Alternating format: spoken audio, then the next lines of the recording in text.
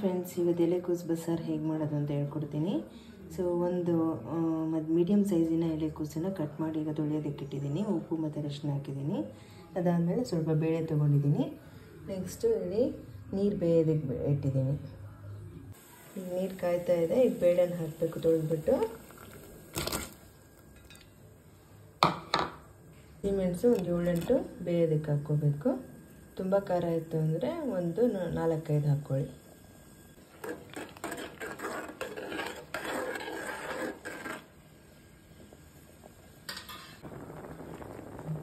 So ಈಗ ಬೇಳೆ ಅರ್ಧ ಬಂದಾಗ ನಾವೀಗ ಚಿಕ್ಕದಾಗಿ ಹೆಚ್ಚಿರೋಂಥ ಎಲೆಕೋಸು ಹಾಕ್ತಾಯಿದ್ದೀನಿ.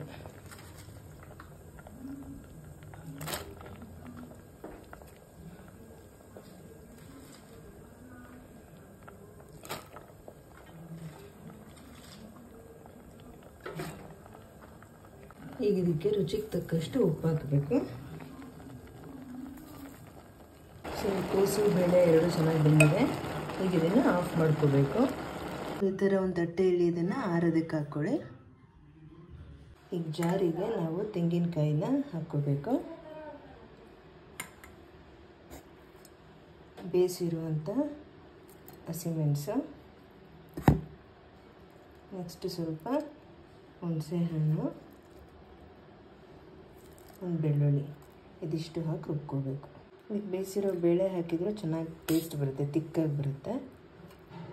ರುಬ್ಕೊಂಡಾಗಿದೆ. ಈಗ ಒಗ್ಗರಣೆ ಹಾಕ್ಬೇಕು. ಇದನ್ನು ಪಾತ್ರೆ ಬಿಸಿ ಮಾಡಿದ್ಮೇಲೆ ಇದಕ್ಕೆ ಸ್ವಲ್ಪ ಎಣ್ಣೆ ಹಾಕ್ಕೋಬೇಕು.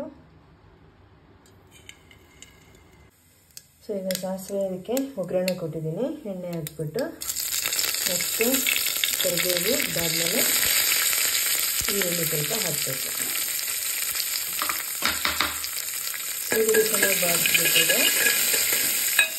ಇದಕ್ಕೆ ಬೇಳೆ ಬಸಿದಿರೋಂಥ ನೀರು, ಇದು ಬಸ್ದು ಮಾಡೋದಕ್ಕೆ ಅದನ್ನು ಬಸ್ಸಾರು ಅಂತ ಹೇಳ್ತಾರೆ.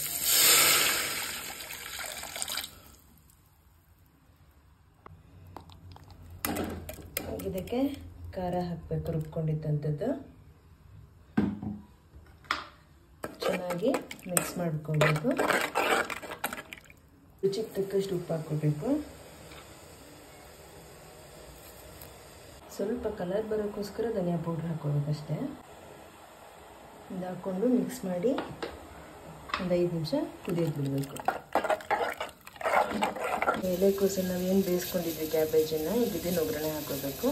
ಪಾತ್ರೆ ಫಸ್ಟ್ ಬಿಸಿ ಮಾಡ್ಕೊಳ್ಳೋಣ. ಸೊ ಇದಕ್ಕೆ ಸ್ವಲ್ಪ ಎಣ್ಣೆ ಹಾಕ್ಕೊಳ್ಬೇಕು, ಸ್ವಲ್ಪ ಸಾಸಿವೆ, ನೆಕ್ಸ್ಟ್ ಇದಕ್ಕೆ ಹಸಿಮೆಣಸು, ಅದಾದಮೇಲೆ ಒಂದು ಈರುಳ್ಳಿ, ಕರಿಬೇವು, ಇದನ್ನೆಲ್ಲ ಹೆಚ್ಚಿಟ್ಕೊಂಡಿದ್ದೀನಿ, ಹಾಕ್ತಾಯಿದ್ದೀನಿ.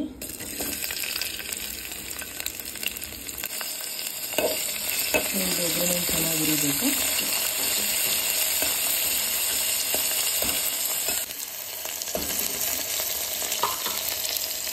ಒಗ್ಗರಣೆ ಚೆನ್ನಾಗಿ ಬಂದಮೇಲೆ ಇದಕ್ಕೆ ನಾವು ಹಿಂದಿಟ್ಕೊಂಡಿದ್ದಂಥ ಕ್ಯಾಬೇಜನ್ನು ಹಾಕ್ಬೇಕು, ಬೇಯಿಸ್ಕೊಂಡಿದ್ವಲ್ಲ. ಸ್ವಲ್ಪ ಕಾಯಿಲೆ ಹಾಕ್ಬಿಟ್ಟು ಇಟ್ಕೊಂಡಿದ್ದಕ್ಕೆ ಚೆನ್ನಾಗಿ ಮಿಕ್ಸ್ ಮಾಡ್ಕೋಬೇಕು. ಸೊ ಪಲ್ಯ ರೆಡಿ ಆಯಿತು ನೋಡಿ. ಇಲ್ಲಿ ಸಾರು ತಯಾರಿಯಾಗಿದೆ. ಸೊ ಈಗ ನೋಡಿ ಕೋಸಿನ ಬಸ್ಸಾರು, ಅದಾದಮೇಲೆ ಮುದ್ದೆ, ಸೋದ್ರ ಪಲ್ಯ ಎಲ್ಲ ಮಾಡಿಟ್ಟಿದ್ದೀನಿ. ಸೂಪರಾಗಿರುತ್ತೆ. ನೀವು ಮನೇಲಿ ಮಾಡ್ಕೊಂಡು ತಿನ್ನಿ, ಸಖತ್ತಾಗಿರುತ್ತೆ. ಆರೋಗ್ಯಕ್ಕೂ ತುಂಬ ಒಳ್ಳೆಯದು. ಮಕ್ಕಳು ದೊಡ್ಡವರೆಲ್ಲರೂ ಇಷ್ಟಪಡ್ತಾರೆ.